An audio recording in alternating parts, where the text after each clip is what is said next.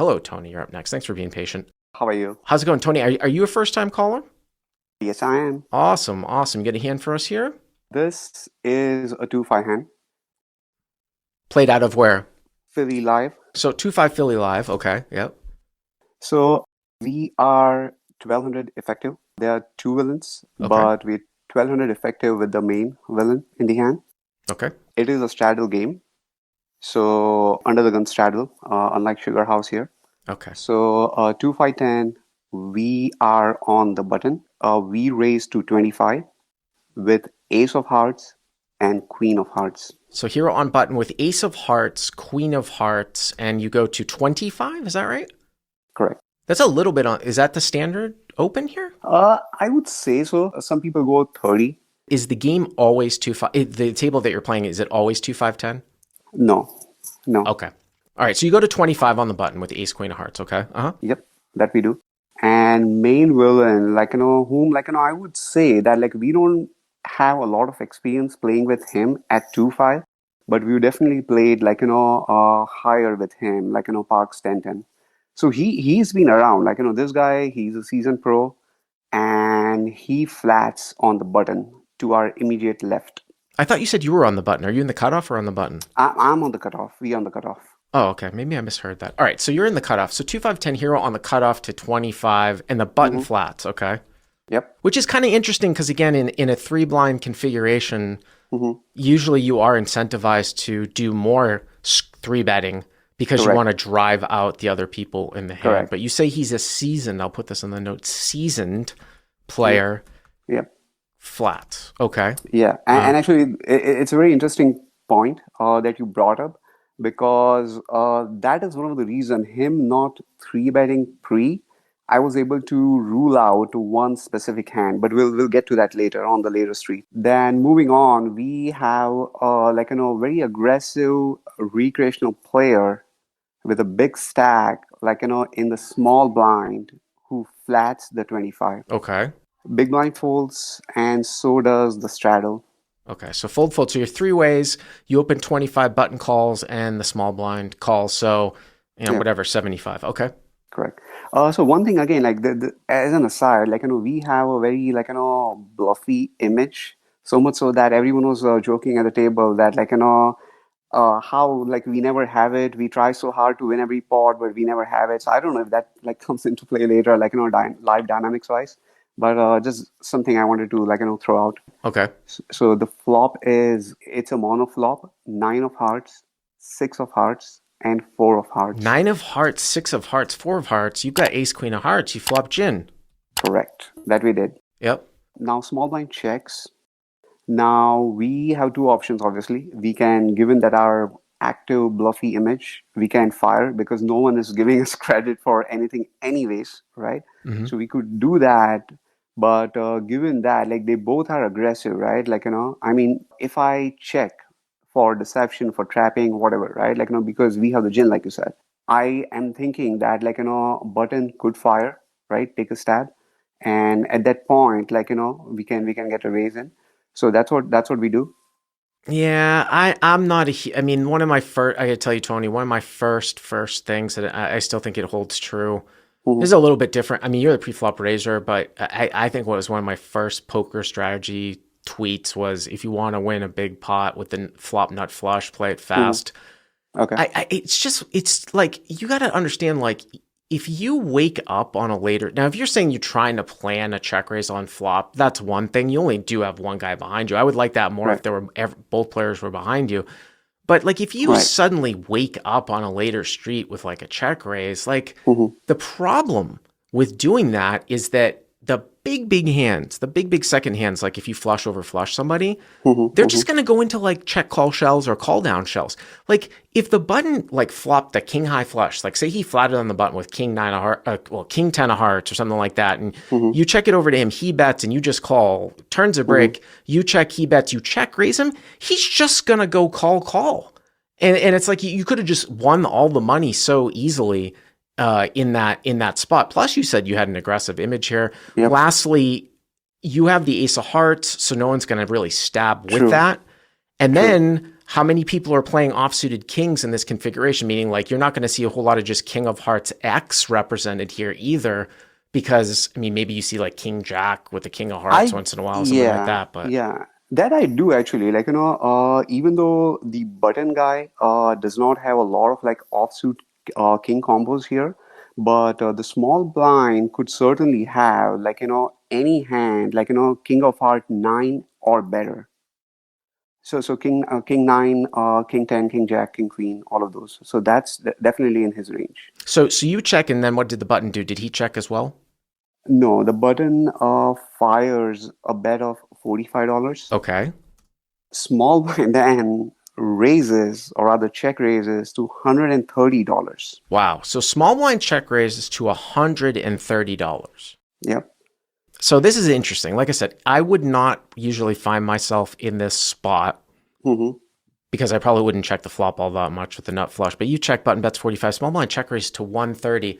So here's my thinking. Even though I love, just people might say, "Oh, didn't you just say the opposite here just a second ago?" Yeah, but things have changed here.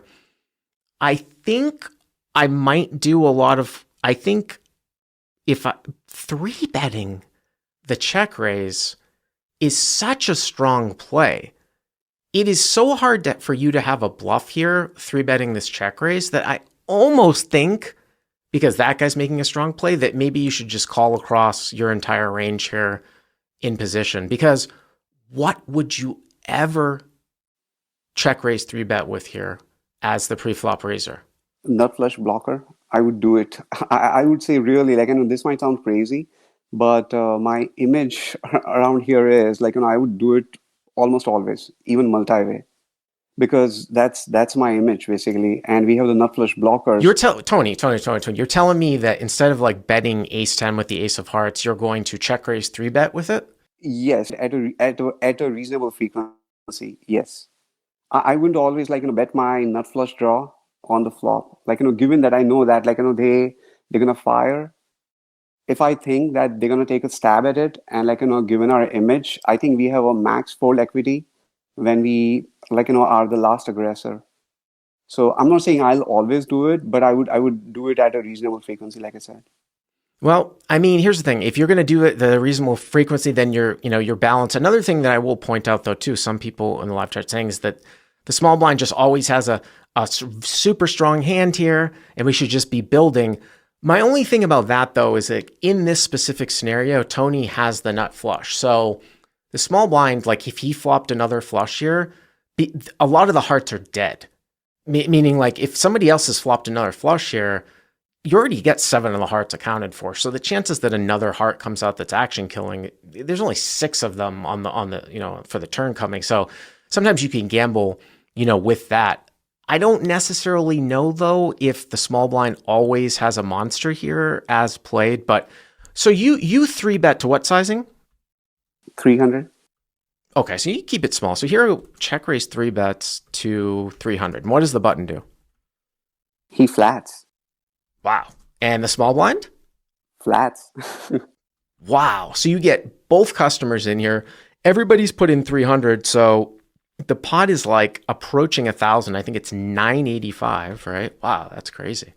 That's crazy because it's not like you flop the king high flush where someone's sticking around with, the ace of hearts. You have ace queen of hearts here. Wow. Right. Okay. Yeah. So then turn is 4 of diamond. Oh boy. That can't be a good card for you. Yeah, and that was my first thought also, like, that okay, one of them, like, maybe has like, an inferior flush, like, king 10 of hearts, for example, right? Yeah, one of them. What does the other guy have? Yeah. Like, probably a set which is filled up now. Yeah. So I was not thrilled, like, quite honestly, like, something happened in my stomach, like, as I saw that card flipped over, because there's 1,000 in the pot, like, we have, like, with the main villain on the button, we have like 900. So, like, SPR is 1 at this point. So, sure, like, one of them could have board, but like, at that low SPR, I don't know what we were going to do. But anyways, for that reason, so action is on small blind, right? Of course, like, inflow, he checks. Yep. Okay. Okay. And because we don't exactly love this card, we check also. Hero checks. And then before you even tell me what happens here, Tony, and I just think that this is such an extreme scenario. So you check, and I know the SPR is small. Like, I can just tell you that if the button bet here, like something sizable, and the small blind like check jammed, I think I would just fold. If you get action from both players here, if the button bets and you get a small blind, I just don't think you can continue on. I think I'm with you. I'm with you 100% on that. Like, if we check small blind bets and like button bets. Excuse me, button bets and small blind raises. Yeah. Right? Doesn't matter what size he raises to. I think we have to fold. I'm with you 100%. So you check, and what does the button do? So what happens is button checks back actually. See, that doesn't necessarily mean some guys love to trap. You know what I mean? Like the button could have nines full. I mean, yeah, the button could have like nines or sixes full here, and he thinks he's being sort of tricky. And of course, you don't know exactly what the small blind is. So, and then again, you said the SPR is 1. So this button checks back. Pot remains 985. What's the river? So the river is ace of diamond. Now, the interesting thing about, your SPR is so small. I was going to say, like, you think about what the river isn't going to really change anything. If you guys were deeper, what this river sometimes will change. Although now that I think of it, though, you check raise 3-bet. It probably doesn't change much. I was going to say sometimes people will go into just shells with full houses now because they lose to aces full, but you only have one SPR and you check raise 3-bet the flop, which I don't think you would do with aces with the ace of hearts. That would it just doesn't seem. I mean, some guys would just because they think they're like have the nuts with aces with the ace of hearts 3 ways on a monotone board. So it doesn't really change a whole lot. But okay, so ace of diamonds at the end. Okay. So small blind checks, and this is his third check, by the way, right? Like, so he flopped the check. I mean, he checked the flop, checked the turn, and now he checks the river, right? Now we are thinking that, like, given that previous street, the turn was checked through. Right. If he had, like, a full house, right? If small blind did have, like you said, like, nines full or most likely sixes full or quads, right?